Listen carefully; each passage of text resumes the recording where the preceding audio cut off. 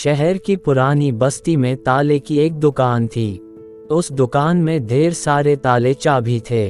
लोग ताले खरीदने वहां आते। कभी कभी मुख्य चाबी गुम हो जाने पर डुप्लीकेट चाबी बनवाने भी उस दुकान पर आते। उसी दुकान में कोने में एक मजबूत हथौड़ा भी पड़ा हुआ था, जो ताला तोड़ने के काम आता था, लेकिन उसका प्रयोग कभी कभार ही होता था।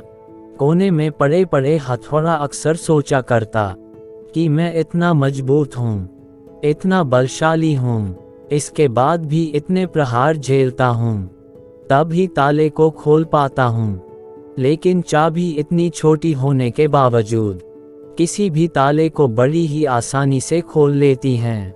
ऐसा क्या है इस छोटी सी चाबी में? एक दिन जब दुकान बंद हुई तो उससे रहा ना गया।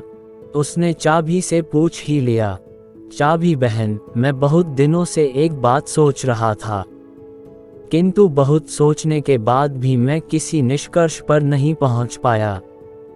क्या तुम मेरे एक सवाल का जवाब देकर मुझे निष्कर्ष तक पहुंचने में मदद कर सकती हो?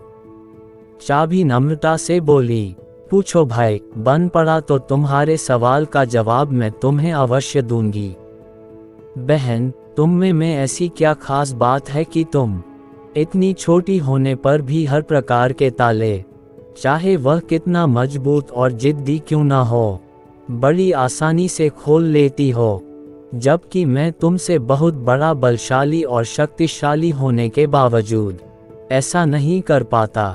मुझसे ताला खोलने में बहुत मेहनत लगती है और कई बार प्रयास करने के बाद ही ताला टूटता है।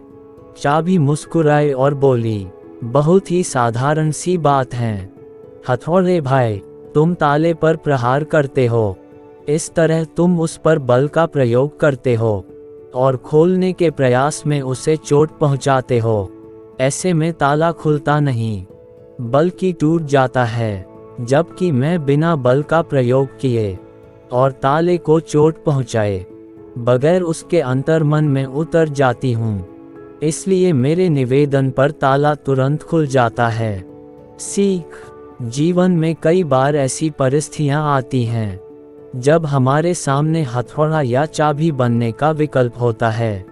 किसी का दिल जीतना है तो उसे हथौड़ा बनकर जोर जबरदस्ती से नहीं जीता जा सकता, बल्कि चाबी की तरह उसके दिल में उतर कर जीता जाता है। इसी प्रकार किसी से कोई काम करवाना है तो डरा धमका कर और जबरदस्ती दबाव डालकर भी काम करवाया जा सकता है, लेकिन ऐसे में कार्य के प्रति उत्साह और समर्पण भावना नगण्य रहेगी। यदि किसी के दिल में कार्य के प्रति समर्पण भावना जागृत कर उसे उत्साहित कर कार्य करवाया जाए तो कार्य मन लगाकर और समर्पण से किया जाएगा और ऐसे में कार्य बेहतर होगा और परिणाम भी बेहतर प्राप्त होगा। दोस्तों, कहानी अच्छी लगी तो वीडियो को लाइक करें और नई नई कहानी सुनने के लिए हमारी चैनल को सब्सक्राइब करें। धन्यवाद।